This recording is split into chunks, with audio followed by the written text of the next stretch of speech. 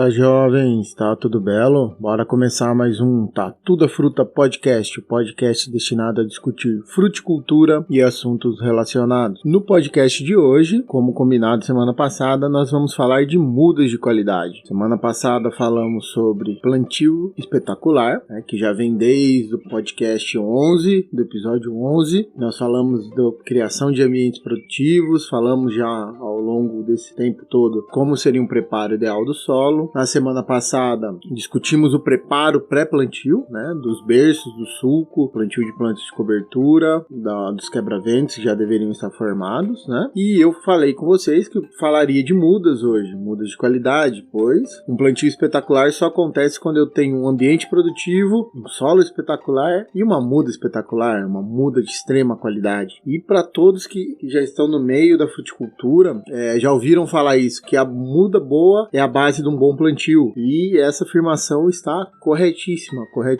Eu preciso ter uma muda de excelente qualidade, porque se começar mal, dificilmente a gente melhora. Então, o que é uma muda de qualidade? Como a gente busca isso? A muda de qualidade, ela tem de estar dentro de padrões ou deve cumprir 3 preceitos básicos, Então, a muda tem qualidade fitossanitária, ou seja, é livre de pragas e doenças. Tem que ter uma qualidade genética, então vem do material de elite, vamos dizer assim. É um material que tem uma genética top, é altamente produtiva, é resistente a pragas e doenças, tem uma arquitetura de planta bom, que normalmente são as últimas variedades lançadas, ou cultivares, O pessoal da genética vai me xingar aqui, diferente de variedade e cultivar, mas não vem ao caso agora. Bom, a qualidade genética nos diz isso. Então é um material que não segrega também, um material que já é estável. Eu posso ter um material de alta produção e a hora que eu planto ele vai variar. Então eu vou ter várias plantas com um padrão bom, uma alta produção, depois uma que sai um fruto variegata, um fruto menor. Isso não é interessante. E a qualidade fitotécnica, ou seja, ela seguiu os padrões de produção da muda, da espécie que nós estamos cultivando,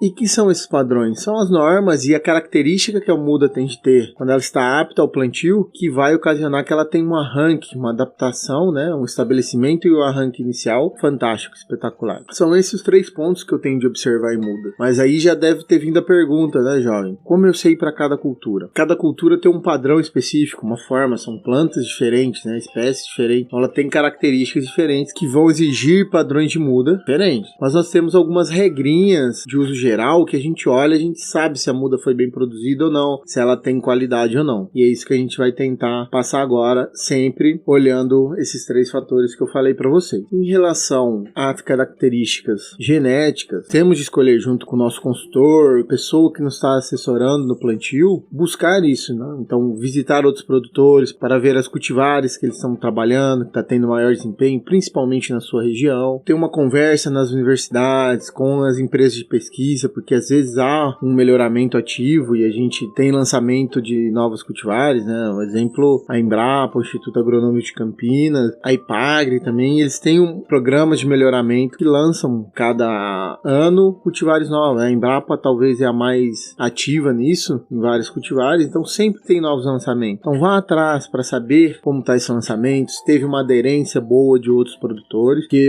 uma cultivar nova demora em torno de 5 a 10 anos para emplacar, para ela começar a ser bem aceita. Então não é assim, acabou de lançar, já vou plantar. Vale a pena, faça testes, pega uma área pequena, umas 20, 30 plantas e coloque na tua área para você ir observando se ela vale, para daqui uns anos, por o caso, você renova o plantio com essa cultivar. Isso é algo interessante. Mas na escolha do material genético é muito importante nós termos essa noção. E aí a legislação nos ajuda muito. Então, quando eu falo legislação, eu estou falando do Renasem, o Registro Nacional de Sementes e Muda. Todo viverista tem de estar cadastrado no Renasem. Ele tem de ter esse número. Quando ele tem esse número, para ele obter, ele já está dentro de um protocolo que a legislação pede. Então, ele vai ter de informar a matriz, informar as espécies que ele trabalha, as cultivares que ele está apto a comercializar, uma série de normas e padrões que isso já dá uma garantia para nós agricultores ou técnicos que estamos encomendando essas mudas. Então, é importantíssimo viveristas registrados no Renasem. Ele vai ter de cadastrar as matrizes ou da onde vem, se ele comprou de outro fornecedor, comprou do Instituto de Pesquisa. Então isso é um respaldo muito interessante. Outra coisa é visualizar. Então vou contratar aqui do viveiro do Tatu as mudas. Olha, pede fotos, pede material. Se o viveiro permitir,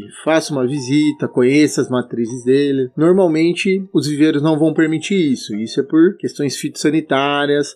Nós do campo visitamos muitas lavouras, tem a nossa própria lavoura. Eu posso estar levando algumas pragas ao viveiro. Isso é problemático para ele, porque pode haver uma contaminação de lote. E aí complica, né? Então, normalmente, os viveiros mais sérios não permitem a visita. Você pode chegar na área de entrega de mudas, que você vai ver as mudas prontas, mas entrar nas estruturas para visitar o processo todo, normalmente eles não deixam. Quando permite, você vai lá, vai ter que tomar um banho, desinfetar, usar o próprio viveiro para estar trabalhando, tá? E isso, se o viveiro já faz isso, já é um bom sinal. Já é um bom sinal que ele é sério e está preocupado com o segundo ponto, que é a qualidade fitossanitária. E o que é isso? É a gente procurar a muda não trazer pragas e doenças para o campo. E para cada planta, nós temos algumas doenças chaves, como as doenças de solo, como Fusarium, própria Rhizoctonia, Phytophthora e doenças foliares ou vírus, né? Vírus talvez são a grande problemática. Vírus e bactérias, que elas são difíceis de controle e uma vez instalado no pomar é uma convivência ou necessita a erradicação do pomar. Quando isso vem com a muda, isso se torna um problema, porque às vezes nossas áreas são isentas desses patógenos, né? Nematóide é muito comum, então são cuidados e eu devo ter essa inspeção. É importantíssimo eu solicitar ao viveirista um laudo de sanidade, ele vai ter de ter um responsável técnico que assina e atesta isso, e eu posso e devo exigir isso na entrega das minhas mudas. E na dúvida, antes da entrega do lote, solicite uma amostra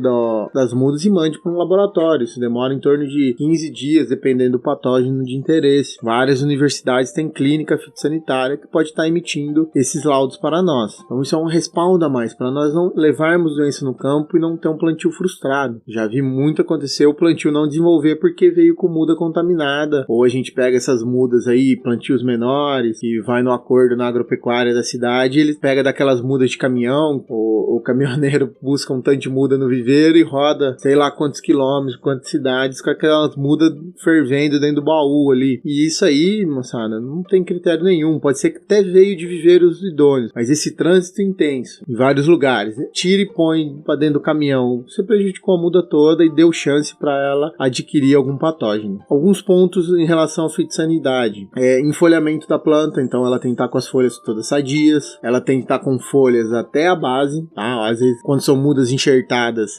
do enxerto para cima, né? A variedade copa ela tende a estar enfolhada totalmente. Substratos inertes, né? Por exemplo, a casca de arroz, casca de pino carbonizada, vermiculita ou misturas comerciais, ela já passa por um processo de esterilização. Produzidos em recipientes, são coisas importantes isso aí. Hoje em dia, ainda algumas culturas, a gente trabalha com a muda produzida em solo, como videira, é muito comum, manga, algumas plantas de clima temperado, que o pessoal comercializa com raiz nua. Pode ser feito assim? Pode, mas aí eu tenho que ter um cuidado muito maior com a questão de doenças de solo, porque se propaga muito e eu estou trazendo um solo exótico, entre aspas, ao meu ambiente. Então, é importantíssimo fazer a análise. Vai gastar em torno de 100 a 200 reais por lote de muda para fazer essas análises, mas é uma garantia que nós não vamos colocar nada. Enquanto não sair o laudo, não recebe muda, não planta, tá? É muito importante esse tipo de... E sempre faça um levantamento das principais pragas e doenças das culturas que você vai plantar antes do plantio. Quando a gente fala lá nos primeiros podcasts, né? Que pra quem não escutou, deve escutar. O antes, durante e o depois. Quando eu tô fazendo antes, eu já tenho de ter levantado as doenças chaves da minha cultura, para eu não correr risco de trazer, ou eu já ter estratégia de manejo para isso. Mas se trazer doença com muda, pelo amor de Deus, né? Desiste da plantação e vai fazer outra atividade, que é um erro cabal, e eu tô sendo muito cruel falando isso, mas você errar na muda, principalmente trazendo doença, Deus me livre, é pedir para perder dinheiro, tá? Então toma muito cuidado, levante isso, faça a inspeção, chegou muda, abre saquinho, limpa, olha o sistema radicular, vê se não tem raiz podre, se não tem raiz com nematóide, raiz danificada, tem muitos pontos de raiz nova, né? Aquelas pontinhas brancas, importantíssimo fazer isso, ok? E o terceiro ponto é o padrão fitotécnico da muda, então como eu quero que essa muda esteja. E isso é o que mais vai variar de espécie para espécie, porque o controle de material genético é fácil de fazer, o procedimento é o mesmo para todas as espécies, eu tenho de conferir e viver os idôneos cadastrados no Renasem, normalmente não vamos ter problema, pode ocorrer troca de muda, identificação, isso acontece, é um erro humano, mas a gente tem como conseguir. A parte fitossanitária também, eu vou olhar o aspecto da planta, a aparência, ver se ela não tá bem, e vou fazer a análise, vou mandar ela fazer a análise, principalmente quando eu tenho problemas de virose, bacteriose, nematóide, fungo de solo. Então manda pro laboratório fazer essa análise. E o fitotécnico, cada cultura tem um padrão de fazer. Se nós pegarmos a videira como exemplo, tem vários padrões de muda. Tem as enxertinhas em ômega, feita em raiz nua, tem o método CAT, que eles fazem a produção em varal e depois em raíza, tem a enxertia clássica, né, que eu faço enxertia de mesa, a garfagem simplesmente no porte-enxerto bota enraizar, e aí assim vai. Então como que eu sei que a minha muda é de qualidade? Eu tenho de olhar alguns aspectos como a padronização do viveiro, então tente ser acordado antes como eu quero o padrão. Nos porte-enxertos é importantíssimo eu avaliar o porte-enxerto em relação ao sistema radicular e reserva. Então um bom porte-enxerto, principalmente de plantas lenhosas, ele tem no mínimo 1 centímetro de diâmetro, 1,5 centímetros lá no colo. Ele precisa ser grossinho, ele precisa ter altura. Qual que é a altura mínima que eu tenho de plantio? Qual que é a altura mínima que eu tenho de ter de muda? Uma muda de 60 centímetros? No caso da videira, nós trabalhamos quase sempre com mudas em dormência. Então, raiz nua, eu vou ter só o esporão ali da variedade copa. Dificilmente o pessoal planta uva em verde, tá começando a ocorrer isso, mas ainda não é um padrão. Muda cítrica, por exemplo. Citros é muito fácil nós acharmos padrões, né? O estado de São Paulo já faz uns bons anos, já tem um padrão muito restrito de produção de muda por conta das várias doenças que citros têm. Tem padrões bem definidos, gente. E aí é uma muda que qualquer lugar do Brasil elas vão ser parecidas no sistema de produção. Deveriam ser, pelo menos nos estados que tem uma legislação mais rígida. Nas mudas cítricas o padrão é São Paulo. Se você buscar uma muda cítrica no estilo do estado de São Paulo, que a legislação do estado de São Paulo solicita, você vai estar com uma muda de altíssima qualidade. Então, voltando aos padrões, né, ela tem de ter um colo grossinho. Em caso de mudas clonais, a gente vai trabalhar enxertia ou estaquia. No caso da enxertia, o porte-enxerto não pode ter sido enxertado mais de uma vez. É um enxerto único e um bom desenvolvimento de copa. Então, no mínimo 60 centímetros, por exemplo, na muda cítrica. Na uva, normalmente é em torno de 0,8 centímetro, 1 centímetro a estaca que eles usam como porte-enxerto, que é uma estaca que já tem mais reserva, mais lignificada. Forma de enxertar também, o padrão de enxertia em T, enxertia em cunha. Qual que é o padrão que o pessoal está utilizando? Enxertia em ômega. E ver, por exemplo, muda cítrica a gente consegue de duas formas. Tem viveiros que já trazem ela despontada e tem viveiros que mandam ela no estilo de pavio. Qual que é o padrão que eu quero? Qual que é o mais aceito? Isso é muito importante de eu ver. Tamanho do recipiente. Então, para a muda engordar, para a muda ter um colo de 1 centímetro, eu preciso ter um recipiente grande. Mudas de enxertia que vêm em saquinhos muito pequenos, provavelmente são mudas com sistema radicular velho ou com sistema radicular enrolado, o famoso peão torto. Então, esse é outro ponto que eu tenho de avaliar. Muda que está com o sistema radicular muito enovelado pode ser uma muda muito velha. Então, o viveiro tem tempo. A muda tem um prazo de validade dentro do viveiro e para ser plantada. E vai para os padrões. Por exemplo, muda cítrica a gente consegue fazer em 8 meses até 1 ano e meio. Qual que é o padrão que eu quero? Muda de abacate são 8 meses, 6 meses, 8 meses. Porque eu preciso de uma sacola grande para a muda ganhar diâmetro. Pós-enxertia eu preciso que ela dê uma engordada para ter um arranque bom. E mudas de manga, que temos muitas mudas produzidas aqui em São Paulo, em solo, canteiro. O pessoal depois corta as raízes, coloca na embalagem de Tetra Pak e transporta. E são mudas que tem de ter um diâmetro de 2 centímetros, 2,5 centímetros,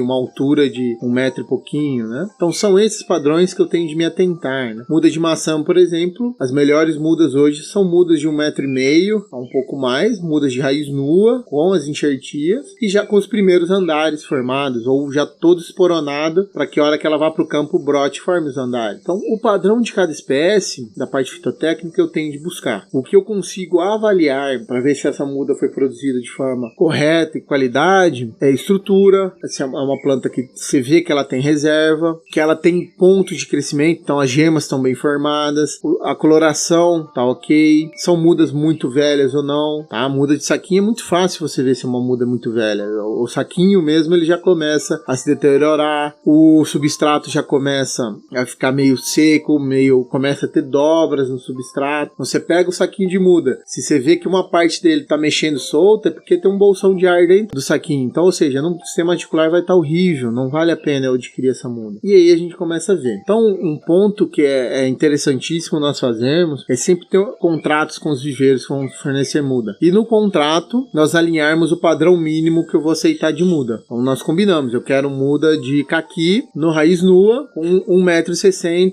e diâmetro mínimo de colo de 1,5 cm. Batendo esse padrão, é isso que o viveiro vai me entregar. Porque eu não posso ser tão restritivo, que às vezes o pessoal quer 100%. Então é interessante eu dar um intervalo, mudas de 1 centímetro a 1,5 cm, por exemplo, de diâmetro do colo. Porque para o viveiro é muito difícil. Tem variabilidade natural em tudo. Hein? O viveiro pode até te atender, mas ele vai querer aumentar o preço por esse trabalho de seleção que ele vai ter. Então colocar em alguns intervalos é interessante. Mas colocar em contrato essas coisas, prever as análises fitossanitárias, prever as entregas, as épocas, tudo em contrato para que nós tenhamos respaldo e garantias, né? Isso é muito importante. O contrato, ele protege tanto o viveirista como o produtor. Isso nos ajuda muito. E outra coisa que é importantíssimo fazer quando nós estamos para receber o lote de mudas, ou ele já chegou e eu estou organizando o plantio, é fazer uma classificação de mudas. Eu já fechei um padrão com o viveirista, então eu aceito mudas com essa especificação até essa, mas a hora que chega no campo é importante eu fazer essa seleção. Ou quando eu estou produzindo as mudas na fazenda, no sítio,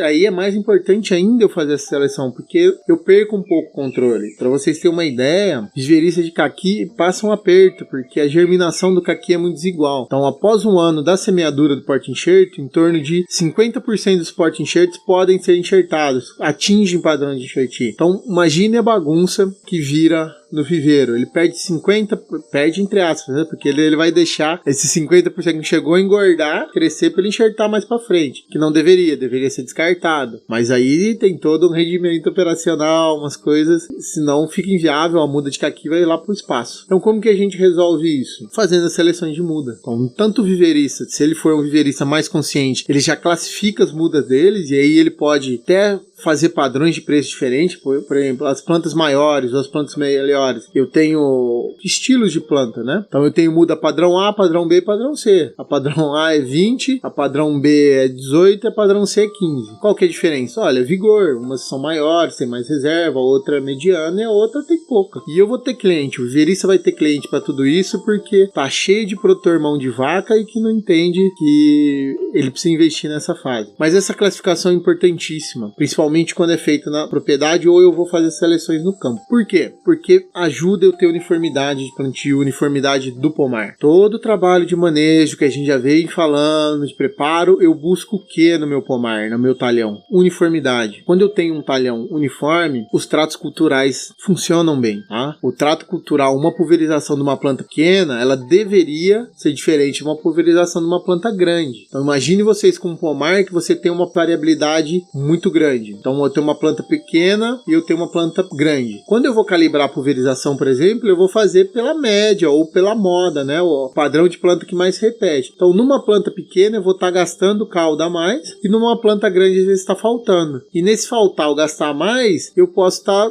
comprometendo meu controle fitossanitário, fazendo uma nutrição inadequada, né? Da mesma forma a adubação. Às vezes uma planta pequena, ela necessita uma adubação a mais para ela se reequilibrar com uma planta maior ou com a planta mediana. Então uniformidade importante, ela começa desde o plantio. Eu tenho de selecionar minhas mudas.